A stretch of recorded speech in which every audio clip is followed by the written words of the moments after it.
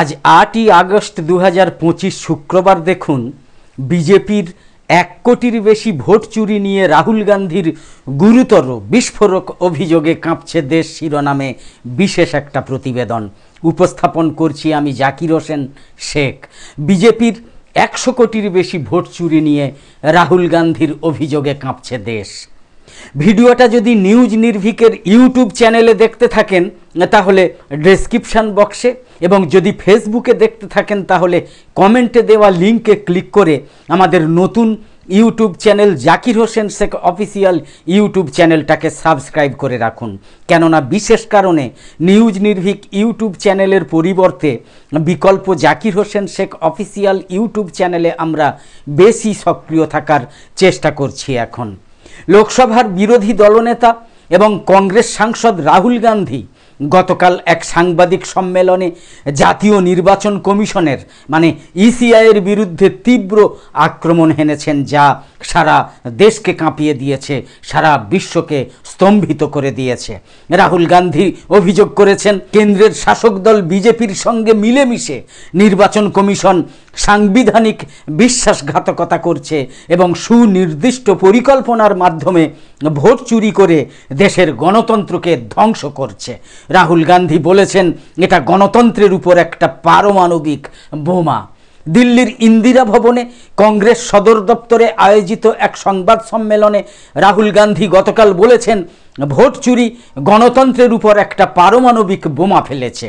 তিনি হিন্দি এবং ইংরাজিতে প্রেজেন্টেশন দিয়ে ব্যাখ্যা করে বলেছেন কিভাবে লক্ষ লক্ষ ভোট জালিয়াতির মাধ্যমে বিজেপির পক্ষে মোড় ঘোরানো হয়েছে। রাহুল গান্ধী কর্ণাটকের বেঙ্গালুরু সেন্ট্রাল লোকসভা কেন্দ্রের মহাদেবপুরা বিধানসভা এলাকা থেকে চাঞ্চল্যকর তথ্য তুলে ধরেছেন। তার দাবি, 6.5 লক্ষ ভোটারের মধ্যে অন্তত 1 লক্ষ ভোট চুরি হয়েছে।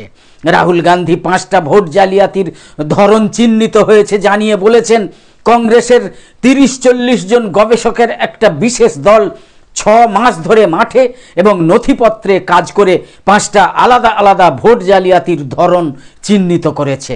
এই বিশ্লেষণে প্রায় 7 ফুট উচ্চতার নথিপত্র ব্যবহার করা হয়েছে। 5টা ধরন হচ্ছে: 1. ডুপ্লিকেট ভোটার, একই নাম একাধিকবার রয়েছে 11,965 জনের।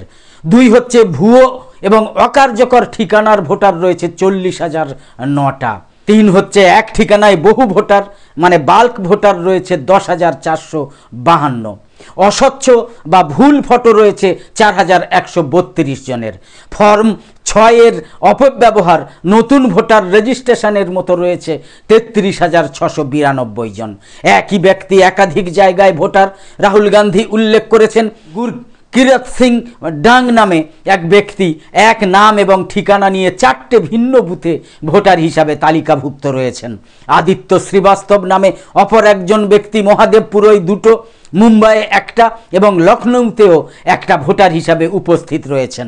বিশাল নামের একজন ব্যক্তি মহাদেবপুরার 2টো বুথ এবং উত্তরপ্রদেশের বারাণসী ক্যান্টনমেন্টেও ভোটার হিসাবে তালিকাভুক্ত রয়েছেন। ভুয়ো ঠিকানা এবং অস্বাভাবিক ভিড়। রাহুল গান্ধী বলেছেন, আমরা এমন ভোটারও খুঁজে পেয়েছি যাদের ঠিকানা লেখা আছে house number 0, street number 0। Booth 366তে 46 জন ভোটার একই ঘরে বসবাস করছেন বলে দেখানো হয়েছে, অথচ বাস্তবে সেই ঘর একটা সিঙ্গেল রুম এবং কেউই সেখানে থাকেন না। তিনি অভিযোগ করেছেন এই বলে যে সত্যতা যাচাই করতে গিয়ে কংগ্রেস কর্মীরা বহুবার শারীরিক হামলার শিকার হয়েছেন। ফটো এবং নামের বিকৃতি রয়েছে। রাহুল গান্ধী 70 বছর বয়সী এক মহিলার উদাহরণ দিয়েছেন, শকুন রানী, যিনি মাত্র 2 মাসের ব্যবধানে 2বার ভোটার রেজিস্ট্রেশন করেছেন এবং ফটোটাকে এমনভাবে বদলানো হয়েছে যাতে দেখে মনে হয় যে অন্য ব্যক্তি, আলাদা আলাদা ব্যক্তি মনে হয়। তিনি আরও বলেছেন, অনেক ভোটারের ক্ষেত্রে বাবার নামের জায়গায় অদ্ভুত অক্ষরের সমাহার রয়েছে, অর্থহীন, গিবরিশ এবং এমন ছবি দেওয়া হয়েছে যা চেনার কোনো উপায় নেই। অসামঞ্জস্য নির্বাচনী ফলাফল। হরিয়ানা, মহারাষ্ট্র, মধ্যপ্রদেশে।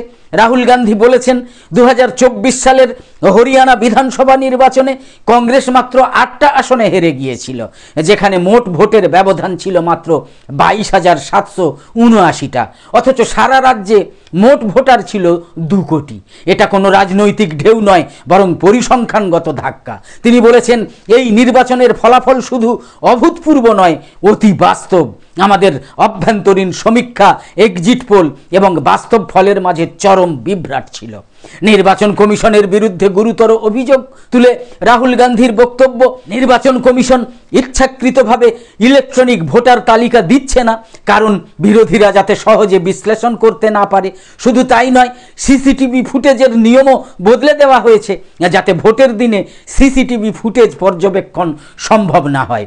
রাহুল গান্ধী বলেছেন, কমিশন বলছে কাগজের তালিকা দেখো, কিন্তু ডিজিটাল দিচ্ছে না। আমরা তাহলে কিভাবে চেক করব? 2024 লোকসভা ভোট কি বলছে? 25টা আসনে 33,000-এর কম ব্যবধানে জিতেছে বিজেপি। রাহুল গান্ধীর সবচেয়ে বিস্ফোরক দাবি, বিজেপি মাত্র 25টা আসন চুরি করেই ক্ষমতায় রয়েছে। 33,000-এর কম ব্যবধানে জেতা এই আসনগুলোতে ভোট চুরি করে বিজেপি সরকার গঠন করেছে। মহারাষ্ট্রে 1 কোটির বেশি নতুন ভোটার। গতকাল রাহুল গান্ধী দাবি করেছেন, লোকসভা এবং বিধানসভা ভোটের মাঝের 5 মাসে মহারাষ্ট্রে 1 কোটি নতুন ভোটার যুক্ত হয়েছে, যা বিগত 5 বছরে মোট ভোটার বৃদ্ধির সংখ্যাকেও ছাড়িয়ে গিয়েছে। এটা স্বাভাবিক নয়, বরং এটা ষড়যন্ত্রের ভয়ঙ্কর ইঙ্গিত। কংগ্রেসের দাবি, 1 মেশিন রিডেবল ডিজিটাল ভোটার তালিকা প্রকাশ। 2 হচ্ছে ভোট গ্রহণ কেন্দ্রের সিসিটিভি ফুটেজ সংরক্ষণ। 3 হচ্ছে নিরপেক্ষ সংস্থার মাধ্যমে ভোটার তালিকার তদন্ত। রাহুল গান্ধীর শেষ কথা ছিল, আজ আমরা যা তুলে ধরলাম তা নিঃসন্দেহে তথ্যভিত্তিক এবং অস্বীকার করা অসম্ভব। যদি গণতন্ত্রকে বাঁচাতে হয়, তবে এই ভোট চুরি বন্ধ করতেই হবে, বন্ধ করতেই হবে। কংগ্রেস ইতিমধ্যেই নির্বাচন কমিশনের কাছে অভিযোগপত্র দাখিল করেছে, তবে এখনো কোনো প্রাসঙ্গিক প্রতিক্রিয়া কিন্তু মেলেনি। রাজনৈতিক বিশ্লেষকরা বলছেন, এই অভিযোগ শুধু 2024 সালের নিরিখে নয়, ভবিষ্যতের নির্বাচন এবং দেশের গণতন্ত্রের ভবিষ্যৎ নিয়েও প্রশ্ন তোলে।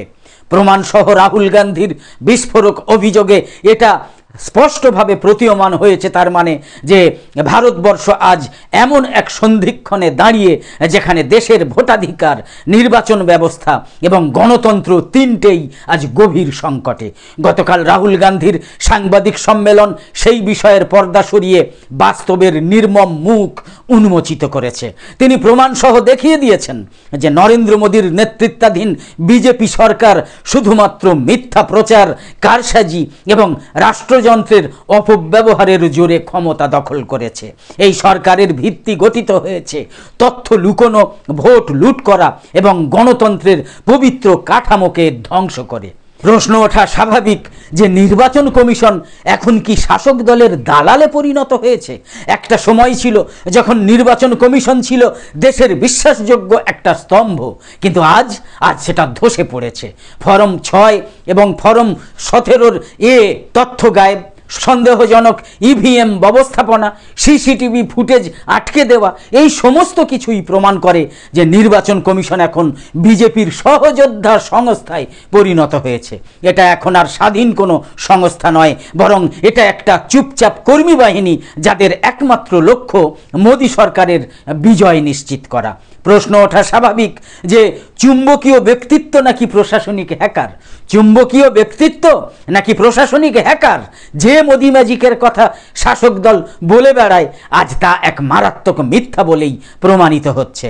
মোদির জয় কোনো বাস্তব জনসমর্থনের প্রতিফলন তার মানে নয়, বরং একটা হ্যাক করা সিস্টেমের ফলাফল। সেটা যাতে না আছে দলীয় সংগঠনের শক্তি, না আছে মাটির টান, না আছে যোজনার সুফল।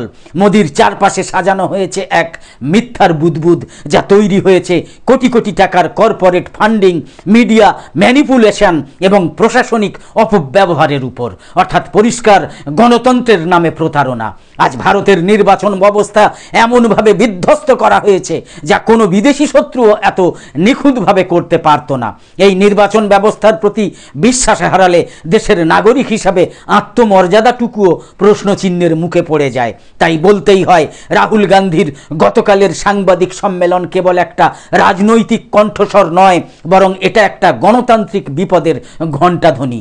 এখন সময় এসেছে সমস্ত গণতান্ত্রিক শক্তিকে একত্রিত হওয়ার, রাজনৈতিক বিভাজন ভুলে সংবিধান রক্ষার লড়াইয়ে সামিল হওয়ার। দেশ এগোবে নাকি পিছিয়ে যাবে, গণতন্ত্র টিকবে নাকি ভেঙে পড়বে, তা নির্ভর করছে দেশের জনগণের উপর। আজ প্রয়োজন বিবেকবান, সজাগ এবং সাহসী নাগরিকের। এই পরিস্থিতি থেকে মুক্তির একমাত্র পথ গণজাগরণ। এই পথ সহজ নয়, কিন্তু শান্ত তো মোটেই নয়, বরং এটা একটা দীর্ঘ, কঠিন এবং আপোষহীন লড়াই। চোরের মুকুট যতই ঝলমল করুক, এটা সত্যি কথা যে চোরের মুকুট যতই ঝলমল করুক, তা কিন্তু রাজমুকুট নয়। যে সরকার ভোট ডাকাতির মাধ্যমে গঠিত, তার নীতিতে নৈতিকতা থাকে না, তার শাসনে জনতার সম্মতি থাকে না, এবং তার প্রতি দেশের সংবিধানের কোনো দায়বদ্ধতা থাকে না। এই সরকার এক প্রকার জালিয়াতির সরকার, এবং যত তাড়াতাড়ি এই সরকার বিদায় নেবে, ততই দেশের মঙ্গল, ততই দশের মঙ্গল। এটা কেবল একটা রাজনৈতিক ইস্যু নয়, এটা ভারতের আত্মার অস্তিত্বের লড়াই। রাহুল গান্ধীর গতকালের সাংবাদিক সম্মেলন থেকে এই নির্যাসটুকু, এই বার্তাটুকু অন্তত পাওয়া গিয়েছে। আমাদের ভিডিওর বিষয়বস্তু ভালো লেগে থাকলে ইউটিউবে নোটিফিকেশন পেতে সাবস্ক্রাইব করে পাশের বেল আইকন অন করে রাখুন। আর ফেসবুকে ফলো করে আমাদের আরও নতুন নতুন ভিডিও বানাতে এবং লাইভ সম্প্রচারে উৎসাহিত করতে লাইক, কমেন্ট এবং শেয়ার করে সঙ্গে থাকুন। তো আপাতত শেষ করছি। কামনা করি সকলে সবসময় খুব ভালো থাকুন, সুস্থ থাকুন এবং সাবধানে থাকুন। ধন্যবাদ।